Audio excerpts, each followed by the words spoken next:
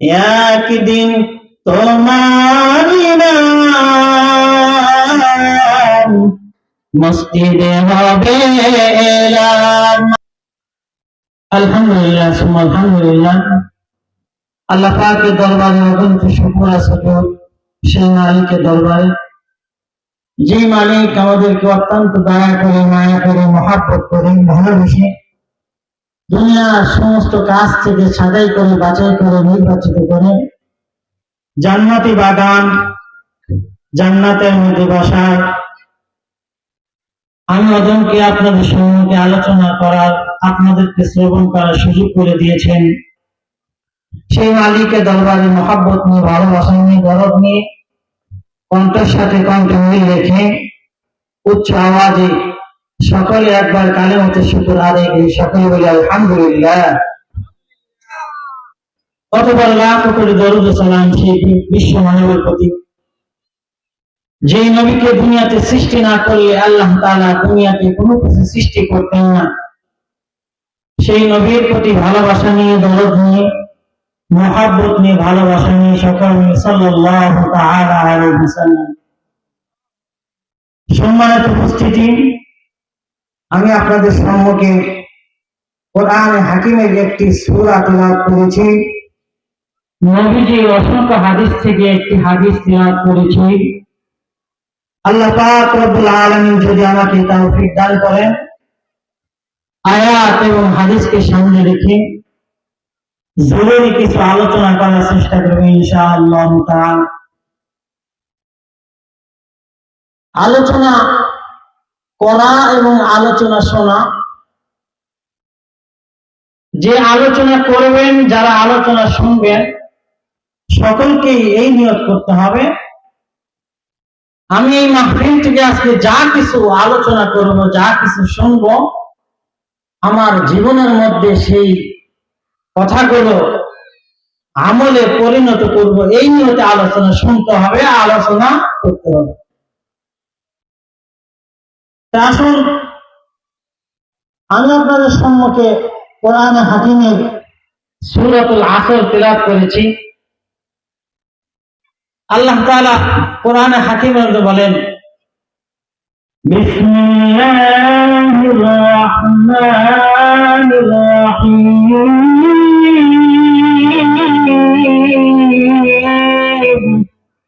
আল্লাহু আকবার। জোরে বলেন, আরো জোরে বলেন, আল্লাহু আকবার। ওয়াল আসর ইন্নাল ইনসানা লাফি খুসর ইল্লাল্লাযীনা আমানু ওয়া আমিলুস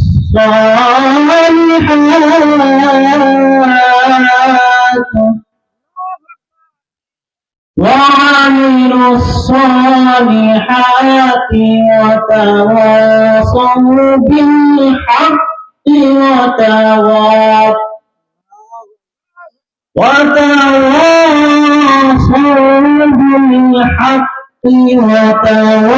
وتواصوا بالصبر। আল্লাহ তাআলা কোরআনে কারীমে বলেন ওয়াল আসর।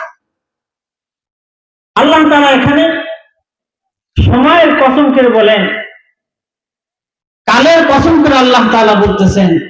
কেন আল্লাহ তাআলা সময়ের কসম করেছেন? কারণ হলো সময়ের অনেক দাম, সময়ের অনেক দাম। কেমন দামি? একজন মানুষ দুনিয়াতে আসার পর থেকে, দুনিয়া থেকে চলে যাওয়ার আগ মুহূর্ত পর্যন্ত আল্লাহ তাআলা যে আমাদেরকে দুনিয়ার মধ্যে সৃষ্টি করেছেন, কি জন্য সৃষ্টি করেছেন বলে বলেন? আল্লাহ তাআলা দাসত্ব ইবাদত করার জন্য। আল্লাহ তাআলা কোরআনে কারীমে বলেন, ওয়ামা খালাকতুল জিন্না ওয়াল ইনসা ইল্লা লিয়াবুদুন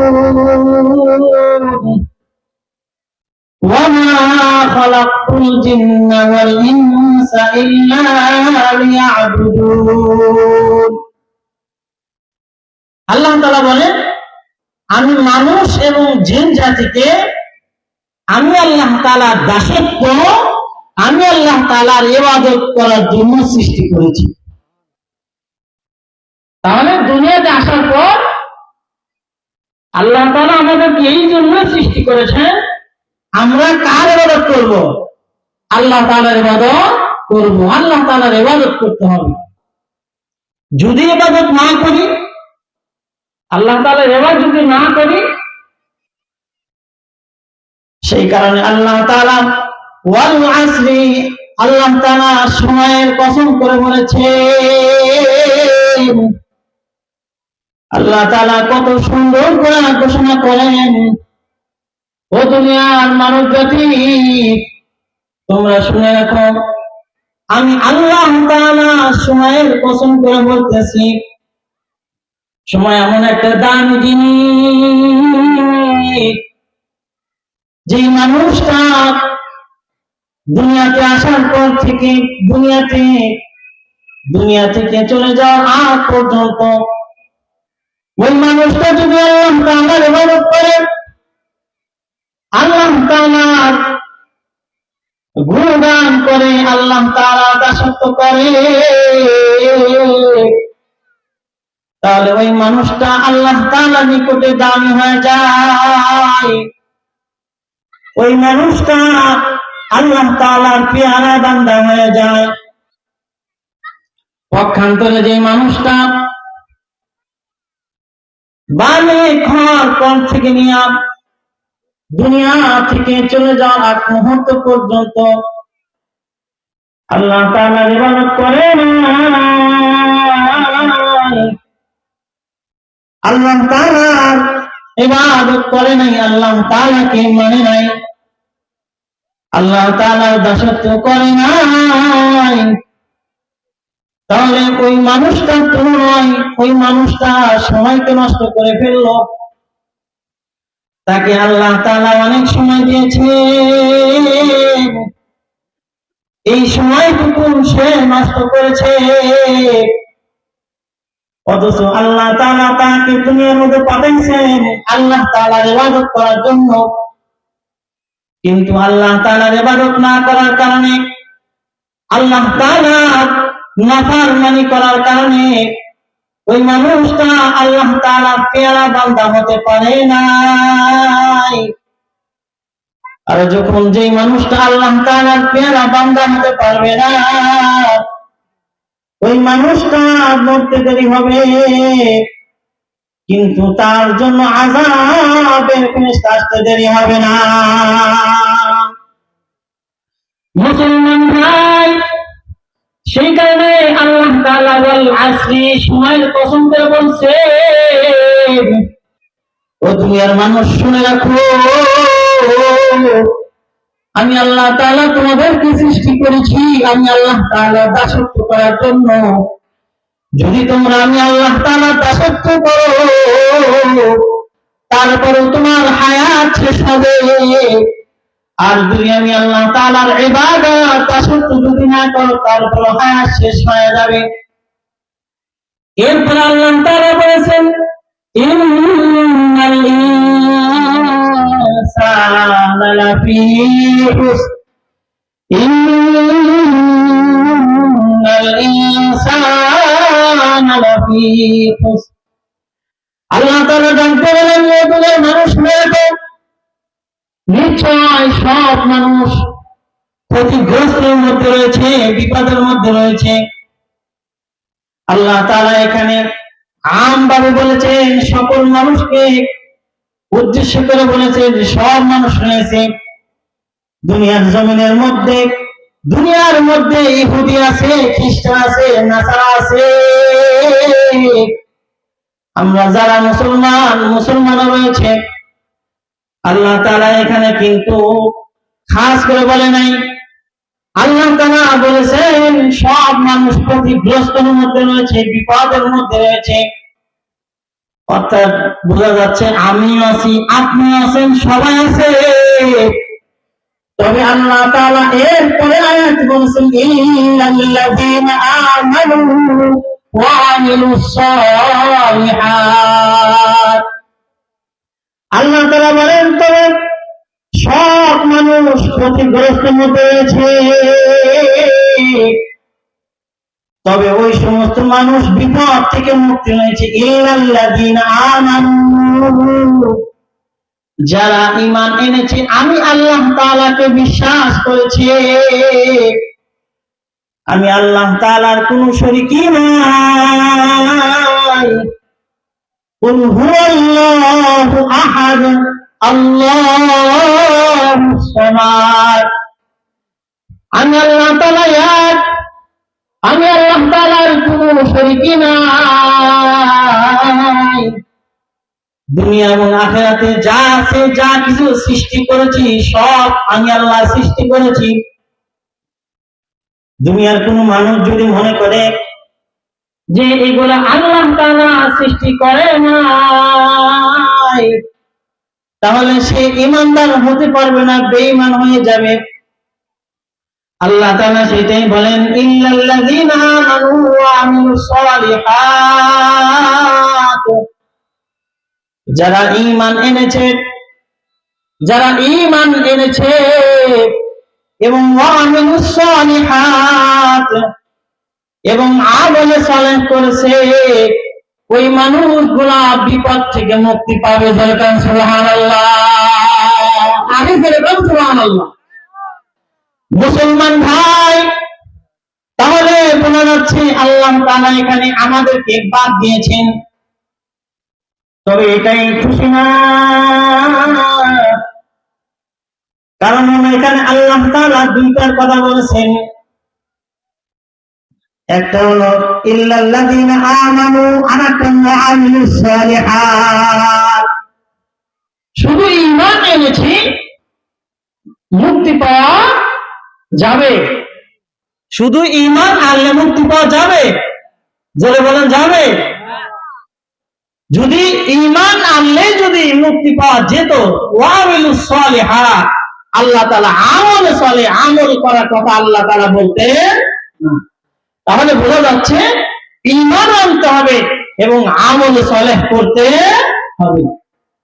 যদি ঈমান আনা হয়, তাহলে কাফেররা শুধু ঈমান আনবে, আর কোনো কিছু দরকার, আমরাও মাপ পেয়ে যাবো, তারাও মাপ পেয়ে যাবে। কিন্তু আল্লাহ তাআলা এখানে একটা শর্ত লাগিয়েছেন, ওয়া আমিলুস সালিহাত, আমল সালেহ করতে হবে। আমল সালেহ ছাড়া কোন বাঁচার কোনো উপায় নাই। এই যে আপনাদের এই যে আজকের মাহফিল, কবরস্থানের মাহফিল, যেরকম কিসের মাহফিল, এই যে কবরস্থান, আমাদেরকে এই দুনিয়া থেকে একদিন না একদিন চলে যেতে হবে। তবে কবে যাব এটা আল্লাহ বলেছেন? আল্লাহ বলে নাই। তবে কবে যাব এটা আল্লাহ তাআলাই ভালো জানে। তবে যেতে হবে, এর মধ্যে কোনো সন্দেহ আছে? বাবা আদম থেকে নিয়ে এখন পর্যন্ত, কিয়ামত পর্যন্ত যত মানুষকে আল্লাহ তাআলা দুনিয়ার জমিনের মধ্যে সৃষ্টি করেছেন, এরকম কোন মানুষ পাওয়া যায় না যারা এই কথা অস্বীকার করেছে মৃত্যু হবে না, মৃত্যু হবে না। বরং সবাই এই কথা স্বীকার দিয়েছে, স্বীকার করেছে। আমাদের সকলকেই একদিন না একদিন মৃত্যুবরণ করতে হবে, ঠিক আছে বলে। মুসলমান ভাই, তাহলে বোঝা যাচ্ছে শুধু ঈমান আনলে পাওয়া যাবে না, বরং ঈমান আনতে হবে এবং আমল সালেহ করতে হবে। আমল সালেহ ছাড়া যখন আমার হায়াত শেষ হয়ে যাবে, আমার আপনার দেহের মধ্যে থেকে রূহটা বাহির হয়ে যাবে, ওই যে মসজিদের মাইক থেকে এলান করা হবে। সেই কারণে তো কবি বলেন একদিন তোমারি নাম মসজিদে হবে এলান। মারহাবা বলে বলে চিল্লা বলেন মারহাবা, আরো জোরে বলেন মারহাবা। একদিন তোমারি নাম মসজিদে হবে এলান। একদিন তোমারি নাম মসজিদে হবে এলান। তৈরি থেকো, তৈরি রেখো, তৈরি থেকো, তৈরি রেখো, কবরের মান সামান একদিন তোমারি নাম মসজিদে হবে এলান। একদিন তোমারি নাম মসজিদে হবে এলান। মারহাবা জোরে বল, আরো জোরে বল মারহাবা। মুসলমান ভাইরা আমার, সেই কারণে বলতেছিলাম ঈমান আনতে হবে এবং আমল সালেহ করতে হবে। কোন সময় মসজিদের মাইক থেকে এলান হয়ে যাবে অমুক মারা গেছে, যখন আমার আপনার মধ্যে থেকে রূহটা চলে যাবে, রূহটা বাহির হয়ে যাবে, ওই দেহের আর কোনো দাম নাই, ওই দেহের আর কোনো দাম থাকবে না। সেই কারণে আল্লাহ তাআলা বলেছেন, আমি আপনি যদি ওই কবরের আযাব আর জাহান্নামের আযাব থেকে যদি মুক্তি পেতে চাই, তাহলে ঈমান আনতে হবে, আমল সালিহাত, আমল সালেহ করতে হবে। আমল সালেহ করলে লাভটা কি? আল্লাহ তাআলা কোরআনে কারীমের মধ্যে বলেছেন, ইন্নাল্লাযীনা আমানু ওয়া আমিলুস সালিহাত,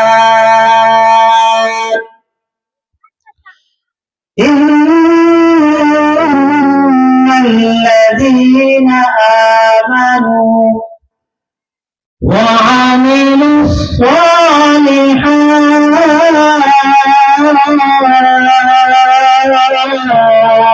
আল্লাহু আকবার। আর সিল্লা বলে আল্লাহু আকবার।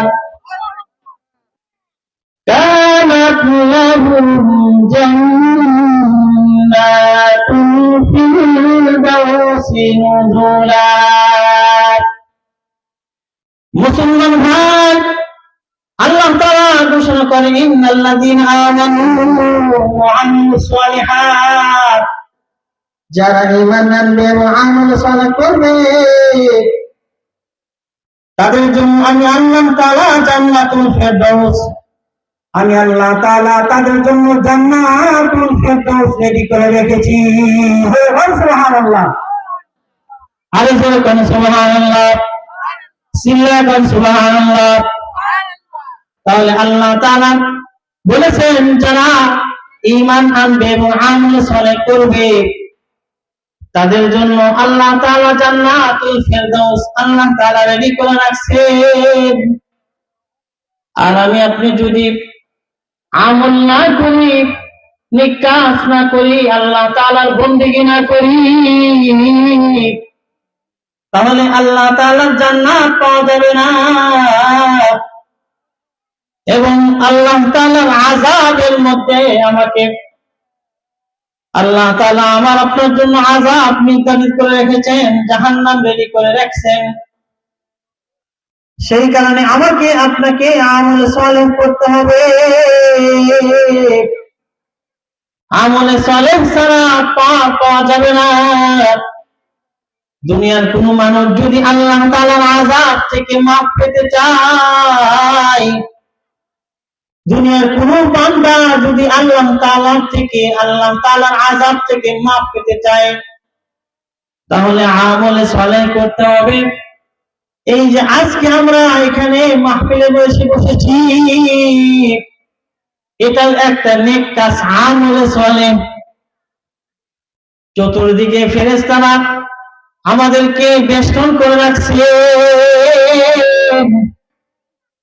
ওই ফেরেশতাগুলা আল্লাহ তাআলার পক্ষ থেকে আসছে।